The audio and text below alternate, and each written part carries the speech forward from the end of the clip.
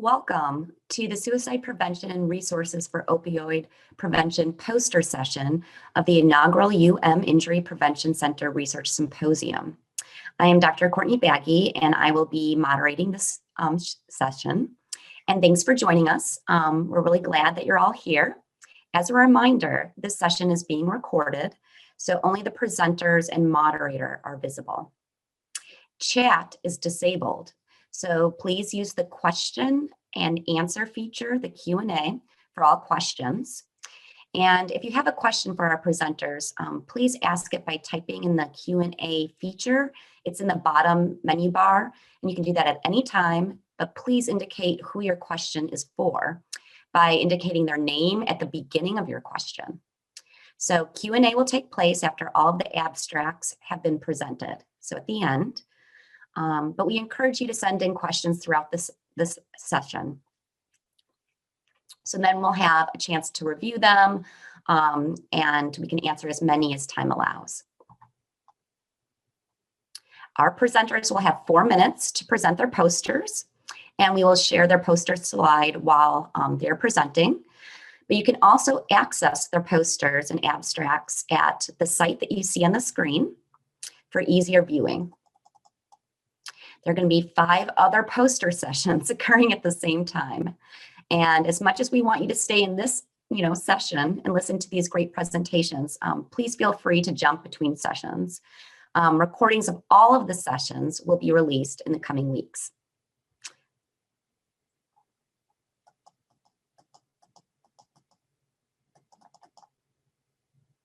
Okay. So I want you to join me in welcoming our poster presenters. We're going to introduce everyone now, so then we won't interrupt the flow of the presentations. So please welcome Diana Curtis and Sarah Paziak from the VA Center for Clinical Management Research in Ann Arbor, Michigan. And then we have Julianne Lee from the University of Michigan School of Social Work. Then we have Dr. Lindsay Bornheimer from the University of Michigan School of Social Work. We have Dr. Athena K. Berry from Wayne State University School of Social Work, and Kira Sullivan from the University of Michigan Injury Prevention Center. And then we have Amy Rooker from University of Michigan Injury Prevention Center. So let's begin.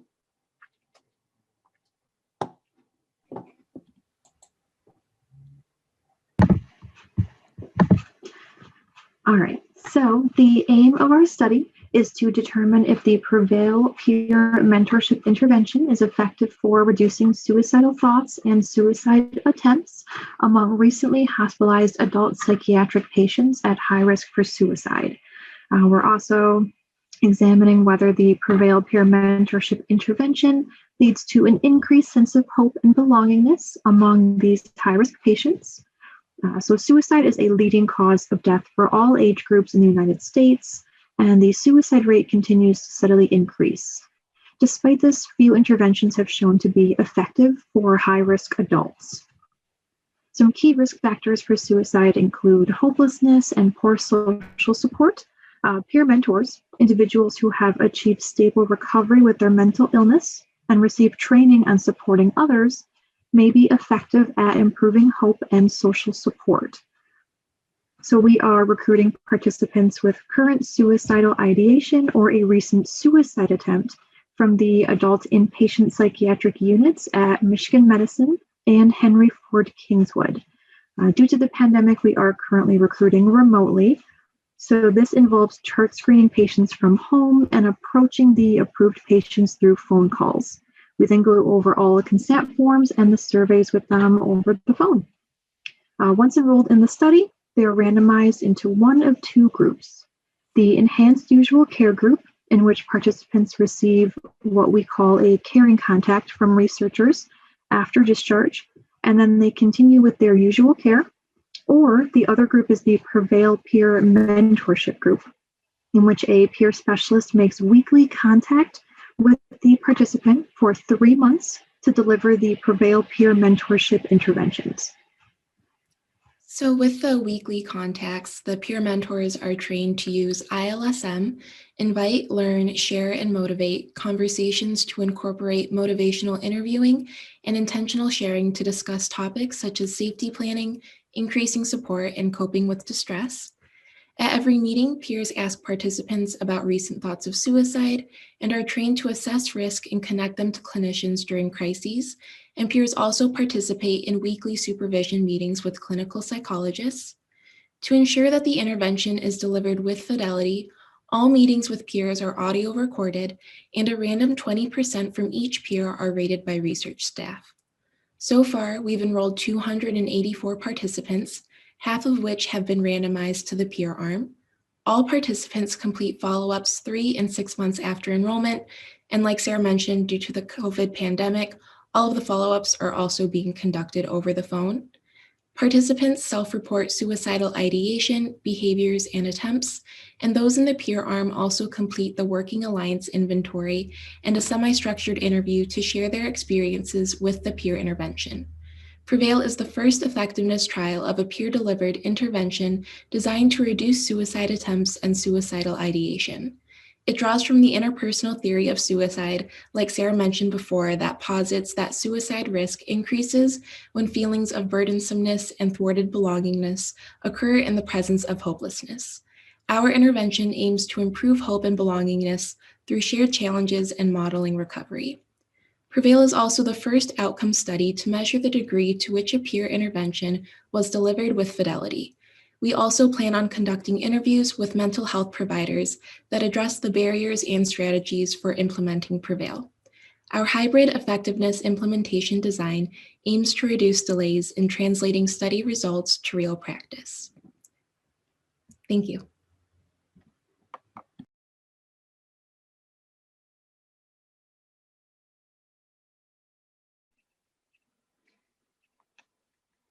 Hi, everyone. My name is Julianne Lee, and I am a research fellow at the University of Michigan, working with Dr. Lindsay Bornheimer in the School of Social Work. So today I'm presenting on one of our studies, the relationships between risk-taking, depression, and alcohol use in the experience of suicidal ideation among adults in the general population. So for some background, as we know, suicide is a leading cause of preventable death in the nation and worldwide, and impacts people of all ages.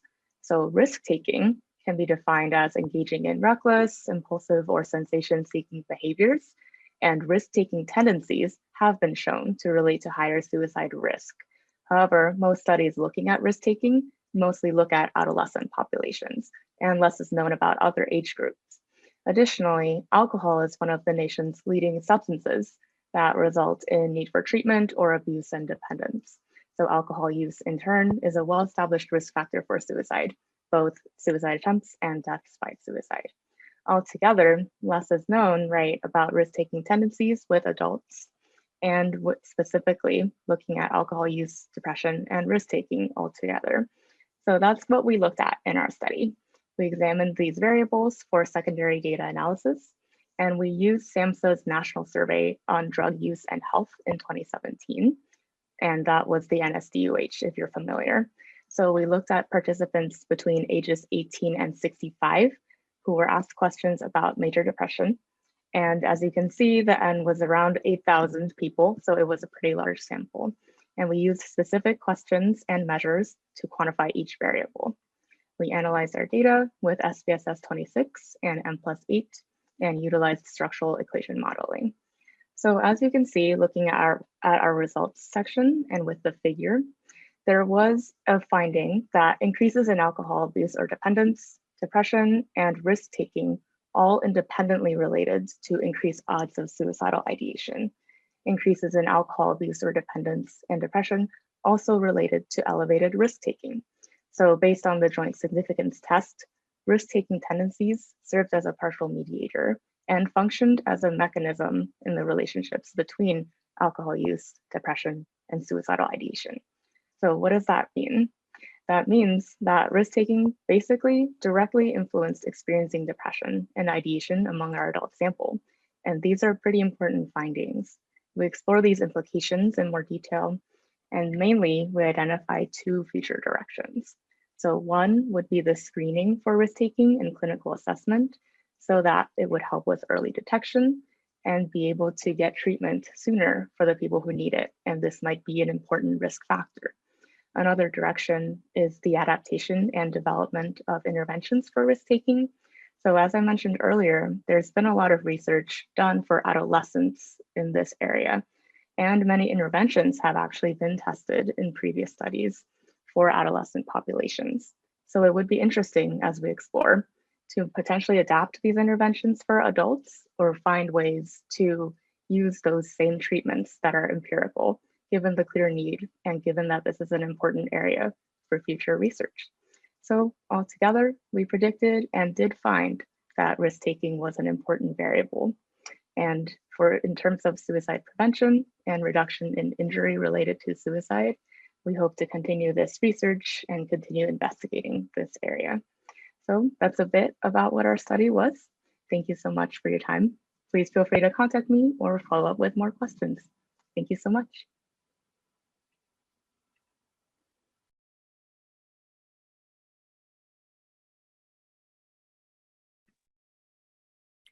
Hi, I'm Dr. Lindsay Bornheimer, and I'm a faculty member in the University of Michigan School of Social Work and Department of Psychiatry. So suicide is a leading public health concern in the United States, with 30% increase in the age-adjusted rate of suicide death from 2000 to 2016. And prior research has investigated suicide rate trends in the US. However, examinations of trends for non-fatal suicide behaviors, so that meaning ideation, plan, attempt, are less prevalent in the literature and specifically among adults. And while it's established that rates of suicide death vary by gender, age, race, and ethnicity, findings of sociodemographic differences in non-fatal suicide behaviors among adults in the US have been really inconsistent in the literature. So to bridge these gaps, our study examined trends in the rates of non-fatal suicide behaviors and whether those trends differed by sociodemographic and clinical characteristics. So we use secondary data from the SAMHSA's National Survey on Drug Use and Health. This was focused on adults ages 18 to 65 from 2009 to 2017. So we had a sample of slightly over 335,000 people. We measured suicide ideation, plan, attempt, various sociodemographic characteristics, and then we also used a mental health and treatment status variable that represented the status of mental illness and engagement in treatment within the past 12 months. We used logistic regressions to obtain these trends, and then we tested interaction terms to examine whether the linear trends did differ by sociodemographic and clinical subgroups. So as for results, we found that suicide ideation, plan, and attempt showed significantly positive linear trends, with the odds of suicidal ideation increasing by an average of 2% per year, and suicide plan increasing by an average of 3% by year, and then suicide attempt by an average of 4% by year. And then thinking about those sociodemographic characteristics, we found suicide ideation increased the most for adults who were 18 to 34 years of age, and those who had graduated from high school or attended some college. Suicide plan increased the most for females and adults who were ages 18 to 34. And suicide attempt increased the most for adults with drug dependence. And then the trends for all three of those non-fatal outcomes, again, ideation, plan, and attempt, increased the most for adults who had no mental illness and adults who had a mental illness but were not receiving treatment. So in conclusion, we found non-fatal suicide behaviors to significantly increase from 2009 to 2017.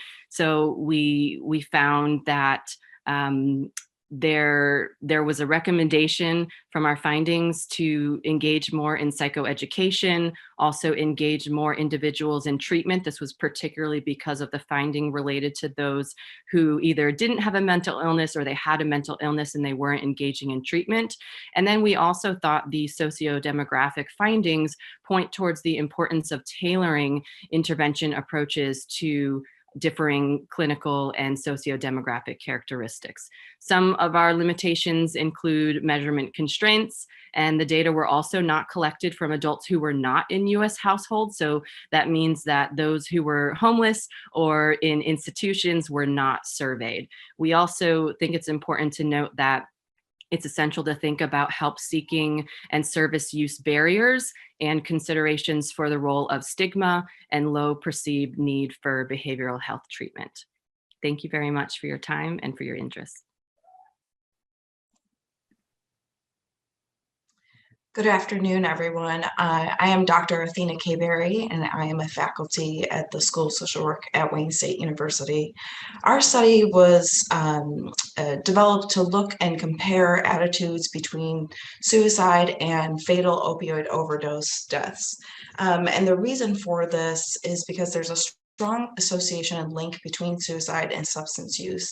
And there was also an interesting finding that myself and members of my team were coming across just in our daily interactions with people, something that we had noticed that further sparked our curiosity. And that was that we had observed when individuals would talk about somebody who had died by opioid overdose, for example, they would say things that mirrored or looked like what we would hear when somebody dies by suicide.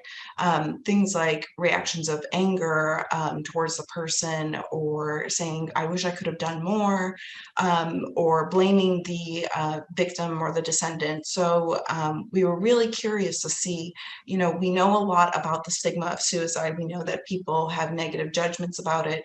And yet there's some nuance to that, in that in certain situations, it's considered more permissible. So we knew that there was an existing literature on that, but there was less known about attitudes towards this more present and urgent, or I shouldn't say more, but the opioid epidemic becoming really problematic in more recent years. We want to compare those two types of deaths. So we sampled from a population using MTurk, Amazon MTurk, which is a crowdsourcing website where you can post a survey and get a large sample of people to participate. And we used two specific measures. We used the Stigma of Suicide short form scale, which is a 16-item measure measuring direct attitudes towards somebody who's died by suicide. And we'd also use the willingness to intervene intention subscale. So this is a 22-item subscale from the larger 75-item scale, which measures intentions to intervene in a hypothetical case of somebody who is at risk of dying by suicide. We took both of those scales and converted them as well to measuring attitudes towards opioid overdose. And that was simply by changing the instructions of the scale and some of the wording within the willingness to intervene scale. So we didn't want to tamper too much with it. And we consulted with the authors of those scales to make sure that it was an appropriate conversion. We then took two groups and administered the scales separately. So out of our sample of over 500 individuals, we divided them up, randomly assigned one group to respond to the survey about suicide deaths and a hypothetical case of somebody at risk for suicide, and another a group which answered questions specifically to opioid overdose deaths. And what we found was that overall there was, the results could be interpreted as more stigma towards opioid overdose death decedents. We found that first, that suicide was attributed more to isolation and depression. So within that stigma scale, there were three factors. There was stigma, isolation, and glorification. So we saw that participants who were asked about suicide were more likely to say that suicide was attributed to depression and isolation, whereas for opioid overdose, there was less endorsement of that. Second, we found that there were specific items within the suicide stigma subscale that individuals endorsed more negative language or pejorative language towards opioid overdose. And so the other major finding was that for our willingness to intervene scale, individuals were more willing to intervene in a hypothetical case of suicide. So in conclusion, this is really highlights that there's a unique stigma towards individuals who use substances, and that it's possible that this could be due to beliefs that substance use is something that individuals freely choose to do, and so it's a result of bad character, as opposed to the view of suicide being caused by internal factors like mental illness.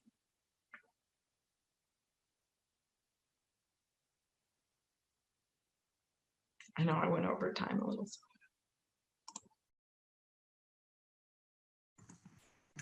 Hi, everyone. My name is Kira Sullivan, and I am a second-year Master of Public Health student in the Health Behavior Health Education Department here at U of M. This past summer, I had the privilege of working on the Enhancing Opioid Overdose Response Strategies project in Genesee County, Michigan, with the System for Opioid Overdose Surveillance. The System for Opioid Overdose Surveillance, or SOS, is an online dashboard that reports near real-time non-fatal and fatal overdose data across the state of Michigan. It also provides demographic reports to authorized users, and our data is collected through EMS naloxone administration records and medical examiner reports. This particular project was a pilot project conducted in Genesee County, Michigan. The project focused on how community stakeholders in Genesee County could utilize SOS to inform and improve their overdose response strategies. The project began with an initial focus group and one-on-one interviews. The initial interviews focused on baseline data collection, such as current response strategies and current data sources that our stakeholders were using. COVID-19 did interrupt this process pretty early on. This was back in early March. So the remainder of the project was conducted virtually.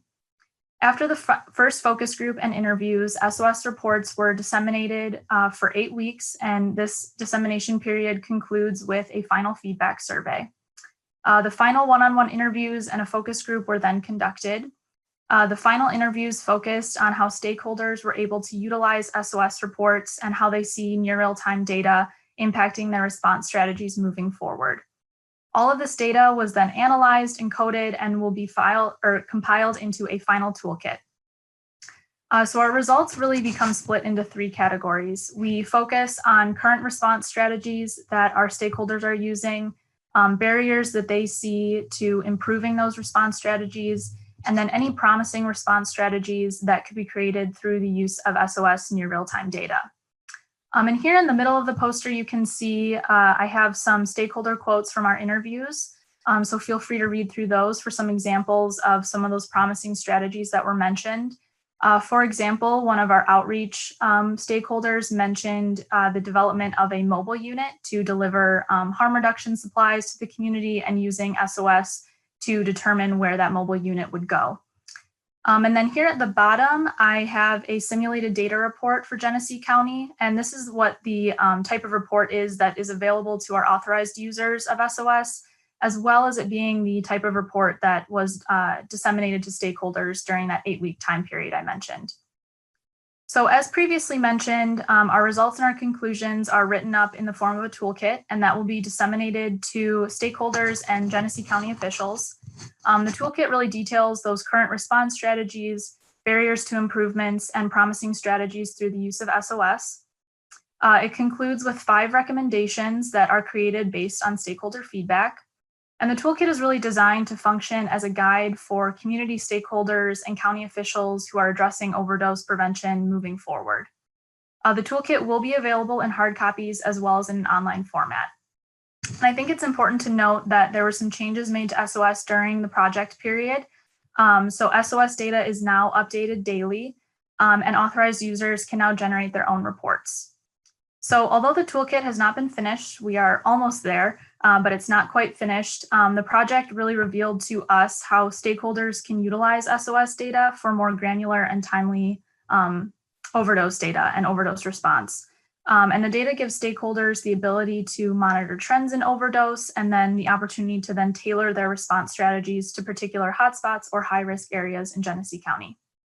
Thank you so much. That concludes my presentation.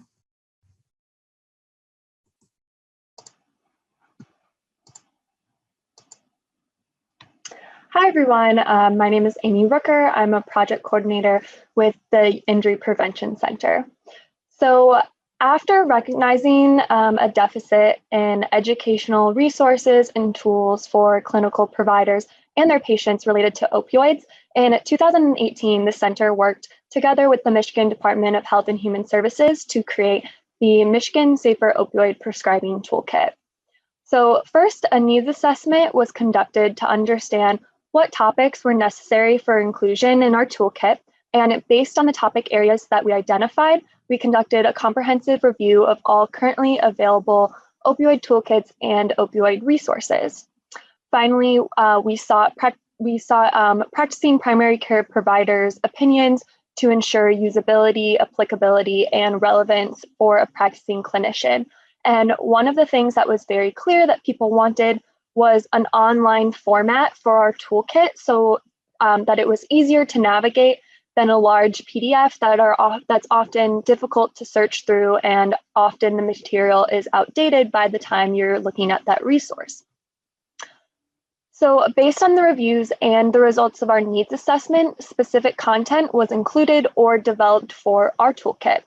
Notably, we created 11 handouts that clinicians can use or print out and post in their clinics or distribute to their patients.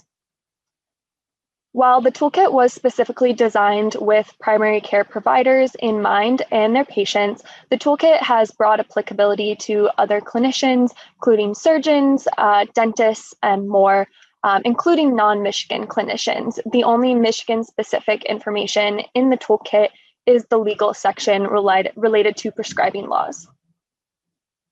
You'll see on the poster that I've included some screenshots of what the toolkit looks like, as well as some of the handouts included in the toolkit, which I will be referring to as I walk through the content.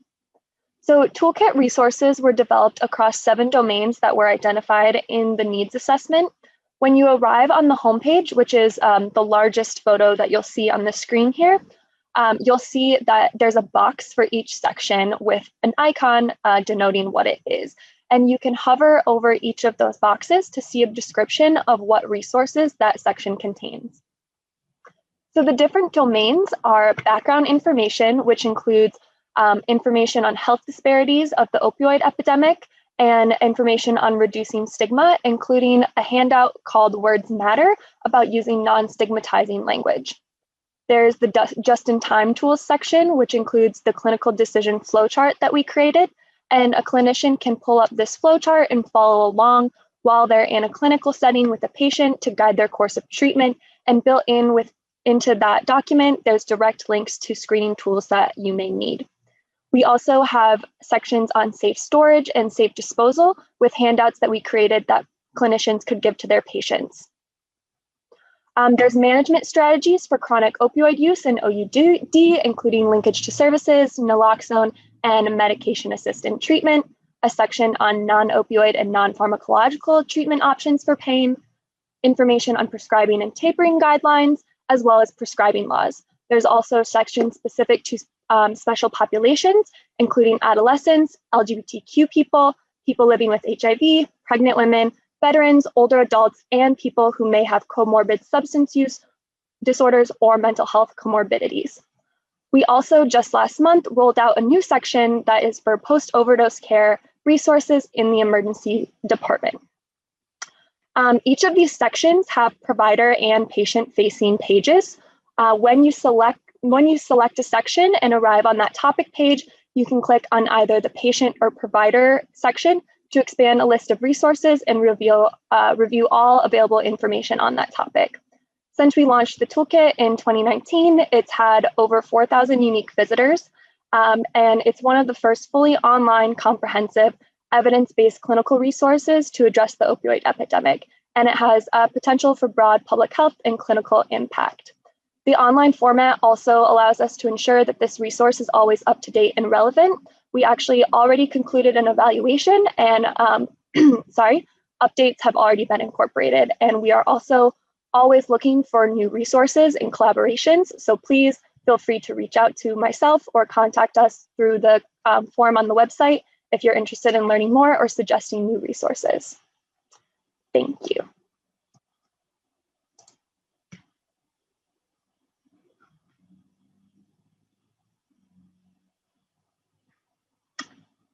And with that, I will welcome back Dr. Baggy.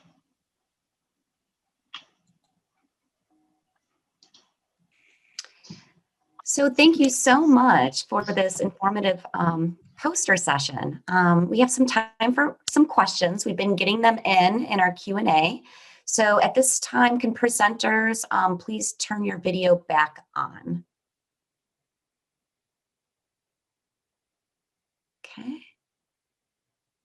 Do we have everyone? Okay. So we'll just kind of go in order and see how much time we have. So for Diana and Sarah, can you tell us, how do peers manage suicide risk? I think that is something that the field hasn't, used as much as we could as far as using peers. So I can start answering, and Sarah, feel free to jump in if I miss anything. But yeah, all of the peers are trained through the intervention to ask participants about suicidal thoughts and basically if they have increased or changed in any way since the last time they met with their peer, but then also the last time they met with their mental health provider. We collect information about participants' mental health providers and have their consent to contact them if there's ever a crisis. So when we assess that there has been an increase in suicidal ideation or intent or more specific plan or access, then peers are trained to call a clinician that is on call there's always a clinician on call, and then also relay that information to their provider. And if there is ever kind of any danger of an immediate risk, we do also have training to connect participants with psychiatric emergency services right in the moment. During the pandemic, since everything is virtual, peers also ask the participants at the beginning of every phone call where they're currently located. And we have seen in kind of preliminary analyses of that semi-structured interview that the participants do that because peers generally share their own personal histories and backgrounds, participants are more likely to feel comfortable disclosing suicidal ideation without fear of judgment and kind of knowing that the peer. Wonderful. Sarah, did you have anything that you wanted to add? That was very thorough, but we do also have a sheet called like a risk assessment sheet that has very specific questions that you would ask if you have any concern that someone is having suicidal ideations, things like that. That gives you a very clear path of what action should I take, how much of a risk they are to themselves currently. So I know they use their own form of that, and we use that in follow-ups as well. Okay. Thank you. Okay, so our next question is for Julianne Lee. Since your study looked at alcohol use with risk-taking, what about other substance use, such as cannabis and opiates? Yeah, great question. So absolutely, as we know, alcohol is but one of many other substances that frequently result in abuse, dependence, or need for treatment. So we definitely took that into account looking at this study. And while we only explored alcohol, we definitely are hoping that future research will examine risk-taking with other substances. It would be interesting to see if similar relationships arise or are observed, or if it's different depending on different substances and how that influences risk-taking and depression and the experience of suicidal ideation. So this is for sure an area of future research that we hope to continue exploring. And great question, thank you. Thank you. Mm-hmm. Dr. Bornheimer, hot off the presses, and a new question is, can you describe more about the mental health treatment status variable and how it was comprised, since that was one of your main findings? Yes, and that's a great question. So that variable was comprised by 2 items within the data. So there's any mental illness variable that is an indicator of having a mental illness within the past 12 months. And we wanted to also consider the role of treatment.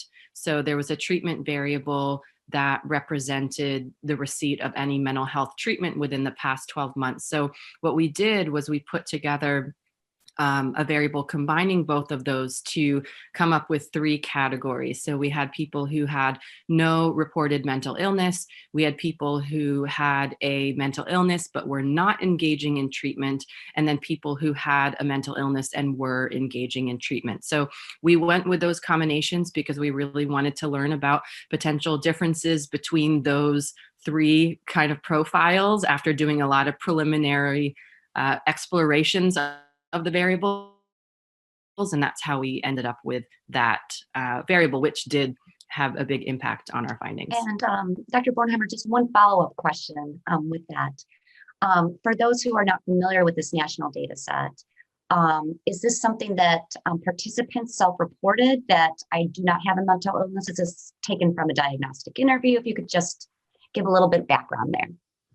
Yeah, that's a really great question. So it was a question that was in the survey about having a mental illness. So it was reported by participants. Okay, wonderful. Thank you.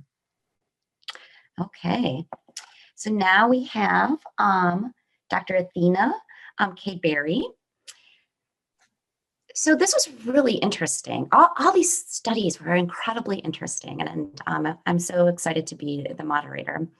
And given the opioid epidemic and that there is variation in intent, that especially with deaths, we're not sure, a lot of opioid-related deaths might be, in fact, suicides.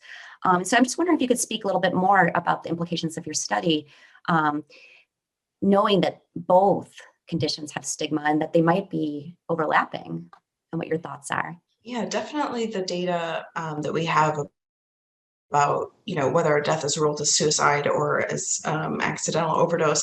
There's a lot of I think deaths that are being captured as the wrong type of death. I think that the fact that opioid use or substance use in general is strongly related to the experience of suicide ideation and suicidal behaviors, it really does make it difficult. We look at suicide as the intent or the experience of it as falling on a spectrum, from having fantasies to having a specific plan to maybe having a plan and engaging in suicidal behaviors, but not actually having an intent to die. So it does make it very tricky. I think one of the findings that to me spoke a lot was that participants were more willing to attribute the suicide deaths to isolation and depression as opposed to the opioid related deaths. And that's problematic because I think if we view people who use substances as having an absence of the separation from others, or maybe not struggling with those issues, and we see them as this being a choice that they're deciding to take drugs and stigmatizing them further, makes it more difficult for people to have compassion towards those individuals or to be willing to engage in behaviors that would intervene. So some of the specific items that individuals were less likely to endorse were things like reaching out to the family members of the person that they thought that would be at risk for opioid overdose deaths. They're more likely to do nothing, more likely to tell that person to stop being dramatic. So given that, if we're treating people differently because we're stigmatizing and judging their substance use, they could really be dealing with symptoms of depression and isolation just as much as somebody who's experiencing suicide ideation but is not using substances. So I think some members of my team thought, okay, well, suicide might be more stigmatized because it's a deliberate act of taking life, whereas substance use is viewed as a disease model, but I mean, I don't think that's true. I think it's for the lay person, for the average person, they don't, we shouldn't assume that everybody buys into the disease model of addiction. And these harsh judgments that we make on individuals, even hearing politicians say things like, no, we shouldn't invest in distributing naloxone or life-saving medications to people who overdose because it's taking taxpayer resources for individuals who don't care about their life. This is a real big problem. So I think these attitudes shed light towards society's current unwillingness to have compassion for these individuals. Absolutely agree. Thank you for that. And there's a lot more that we all need to be doing in all different kinds of levels, like you were mentioning. Okay, so now we have Kira Sullivan, a question for her. Let's see, what are some of the most innovative ideas that stakeholders had for like using the SOS data? Yeah. That was actually one of the most exciting parts about being part of this study, was the different ideas, getting to engage with stakeholders directly and hear from them. We had a lot of overlapping ideas for how to use the SOS data. So like public safety, talking about using SOS data to determine where their patrol needs to be, or staffing. A lot of the responses from all of our stakeholders were regarding making sure they have enough staffing in place in certain areas, or just targeting educational materials in the correct locations, really focusing on those areas that maybe have hotspots in them. But kind of in between all of that, we had a few really innovative kind of new ideas that were really exciting to hear about. One of them being that public safety in particular, one of our stakeholders mentioned the use of SOS data, so using the overdose data to help follow trends in human trafficking data. And they had mentioned kind of partnering with their detective bureaus to follow human trafficking data and see if it is following trends with the overdose data, because human trafficking trends tend to follow where drug purchases are being made or drug use. It is, unfortunately, the two are tied together. So that was really fascinating to hear that stakeholder talk about that. As well as I mentioned in my presentation, one of our outreach stakeholders mentioning the development of a mobile unit. I think we have heard different variations of that kind of across the US, but there isn't one currently being operated in Michigan. So that was very cool to hear about, and how they might use SOS for that purpose. And then finally, one of the other ones that I think was just kind of a surprise was using the SOS data to help decrease stigma, kind of the stigma we were just talking about surrounding overdose, and using the SOS data just either in trainings, like on the job, or in different speaking engagements that our stakeholders mentioned, using the data kind of to engage further with public safety and work on that relationship between law enforcement and the community, and how law enforcement views the stigma as well as the community. Our stakeholders really just had a variety of ideas and things that could be done with this. And it was very exciting, and it's an exciting new way to look at how we could be improving that stigma and all these variations in overdose. So thank you. Yeah, having stakeholder involvement is absolutely key. So thank you. So Amy, let's see. We have a question just came in. Can you speak more about how you see this toolkit evolving and expanding in the future? Yeah, of course. So as I said, we just conducted an evaluation of the toolkit that wrapped up in August, and those changes were just rolled out along with the new post-overdose section. So the post-overdose section is something that we had been working on for the past year, and we're really trying to focus on the emergency department as an area where opioid overdose and enrollment in MAT can be a focus. And so to really ensure that we did our due diligence and created the best resource we could for that section. Over the past year, we convened 2 summits with different stakeholders. And as a result of those summits, we created a take-home naloxone protocol for Michigan emergency departments, as well as MAT protocols. And those are all in the new toolkit. So we just announced those. And then as a result of our evaluation, one of the suggestions we got from Dr. Andy King with Detroit Medical Center, whose suggestion we're going to be taking in the coming year, is creating sections of the toolkit specific to subspecialties and different providers other than emergency physicians or primary care physicians. So a section where you could go select, I'm an oral surgeon, and right there would be a section specific with the most applicable resources for you. So that's one of our goals for this coming year. And as I mentioned, we're always looking to update, include the most recent up-to-date, I can't think of the word, resources. So that's just kind of a constant.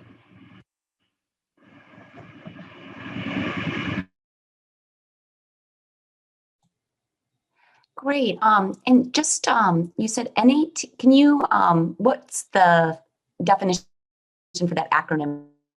If you could remind the group just really quick, Amy. Did you say for MAT? Yes. Sorry, medication-assisted treatment or therapy. Great, great. Okay, so we have just a little bit more time. I think we have until 12:55. So we have some more questions if it's okay with all the presenters to keep on going. Okay, great. Okay, so I'm just going to go in the order that it came in, and it looks like, so Kira, how did COVID-19 impact stakeholder operations and kind of their participation in this response? Yeah, so as we all know, COVID did kind of become a larger issue for everybody in early March, and that was right after our first focus group. I was not part of the project at the time, but I do know the first focus group was conducted in early March, and then I think every subsequent interview and every engagement we had with stakeholders was done virtually. And there was also a bit of a time period where we were changing things around and fixing all of that and having all our stakeholders deal with COVID kind of on their own. So the project was drawn out a little bit longer than it normally would have been. But for our final interview and our final focus group guides that asked about COVID, how it affected them, or if it didn't affect them, if they were still using the SOS data during that time period or not. And all but I think one organization was significantly affected by COVID, and they really didn't have too much of a chance to engage with the SOS data. But all of our other organizations, were still able to participate. But for example, public safety, they weren't particularly affected. All of our stakeholders from public safety mentioned, they just had to alter their protocols. So just donning PPE before they go into residents' homes. And it was interesting though, they did mention, the difficulty if someone has just overdosed, they don't have the chance to do COVID screening questions with them. So having to be really careful in those situations. Our outreach and treatment organizations really were the ones that were the most affected. For example, our treatment facilities, they mentioned having to make more bed space for quarantining clients. They kind of had struggles communicating with their clients and making sure they knew, like, okay, we're closed now, but we're reopening at this date, and what services will or will not be available. And really just making sure that their clients still had the access that they needed to all of their resources that they had at those locations. And then finally, again, one of our outreach stakeholders mentioned the difficulty of they were doing interventions in emergency departments, like their peer recovery coaches go into the ER after someone has overdosed and have a bit of an intervention with them, but that wasn't able to be happening. They were no longer allowed to go into the ER. So all of that had to be transferred to virtual, which I think would, that conversation's already hard enough in person. So we didn't get into too much detail, but I can't imagine that was particularly easy to make that adjustment. So yeah, it was very interesting to hear about that. And thank you. Thank you. And Julianne. So this question is, why do you think that there's more prior research on adolescents? And do you think there are differences in risk-taking among adults of different ages? Yeah, that's a really important question. Thank you. So of course, we understood why there was more out there on adolescents when it comes to risk-taking, such as understandably, adolescence is an important time for developing your prefrontal cortex, impulse control, decision-making. That is such a critical time. So it made sense that risk-taking tendencies would be a big thing to explore during that period of time in the lifespan. So nonetheless, we knew in the literature that risk-taking tendencies nonetheless were observed among adults and later parts of the lifespan.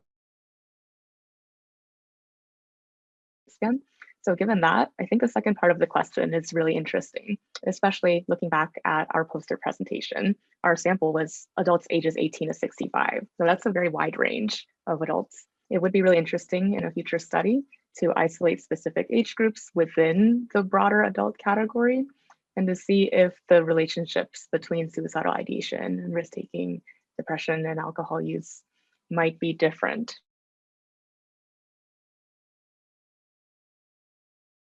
This overall adult group. So for sure, that's a good area for future investigation.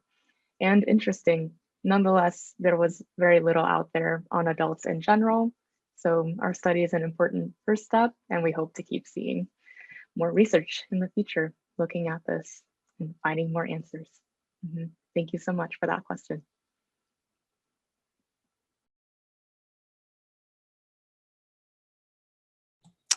Thank you. Okay, we can probably just do one more question. So this one is for, I'll say Sarah, since Sarah didn't get to talk very much in the last question. Can you give an example of what an ILSM conversion looks like? And of course, Diana, please chime in as a duo here. Yeah, so they're ILSM conversations, and we have like a manual full of them that every time that the peer meets with the participant, they'll typically pick one and go through it. So it could be reminders of hope and the different aspects. They'll invite them into the conversation. Do you want to talk about reminders of hope today? And then they will learn, which is the next step, and they'll ask them questions, what things give them hope currently, things like that. They'll share some of their personal experiences with it. So these are the things that give me hope. And then they will motivate them, which is the last step and usually the hardest step. And it's encouraging change to help in that area. So that's typically what one looks like. There's all kinds of them, recognizing like distress, staying well, suicide safety plan, and they're all just conversations that follow the same format of just relating to them, getting information, trying to motivate some good change in that area. Did I forget anything, Diana? Yeah, that was a great overview. The conversations are really designed to be very flexible, so it's very personalized to each participant and really based on what they need. So there's not like a schedule, like first you're going to talk about this and then the next meeting you'll do this. And there's not even, I mean, aside from invite, since it's kind of introducing the conversation, there's not like an order that we've seen peers do, like the learn, share, and motivate. It's all very, for the most part, like very fluid, very natural, and very much in response to what the participant needs. One thing is we stress the safety plan that they made while they were in the hospital, just so they can check back, make sure it's still relevant and effective for them, and then also really see identify barriers as to why they may not use a safety plan or what improvements they can make, which kind of goes into the motivational interviewing techniques that the peers are trained on. So yeah, thank you. I'm also glad that you highlighted the importance of always checking back in safety plans as whether you're a peer or a clinician or a concerned family member, that these things change, people lose them, constantly want to be updated. So thank you for highlighting that. And wow, guys, we are out of time. This has been an incredible poster presentation, especially to do it during COVID and virtually. And so I just have some closing remarks and some reminders. So first, just everyone, thank you for joining us on our inaugural Injury Prevention Center Research Symposium. And I want to thank our presenters especially, and also Amy and Kira from the Injury Prevention Center for helping with this session, all the technology behind it. And as a reminder, all sessions today were recorded and will be available on our website, which is there in yellow on the slide, in the upcoming weeks. You'll be receiving a feedback survey and within the next week, and we strongly encourage you to fill it out so we can really help make this conference better and better as we go forward. And we are researchers, so we need that information.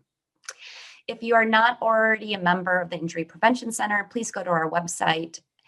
Again, it's listed here to become one and get access to our monthly newsletter. And it has lots of publications, updates, and events. There's a wealth of knowledge. We also want to encourage you to attend our Suicide Prevention Summit, which will be held virtually on March 16th. You can RSVP for this event on the event tab on our website. So the website's key. We're also accepting poster presentations for this event. So it's going to be fabulous. And I'm very, very excited about it. So I just want to put in a very strong plug for that. Please check out our website for more information and opportunities that might interest you or your colleagues, your students. We also have a summer internship program and massive open online courses. So there's a lot of information there and opportunities. So thank you again for attending, and thank you to all of our presenters for their important work in injury prevention. So I really hope that everyone has a great rest of your day. Thank you.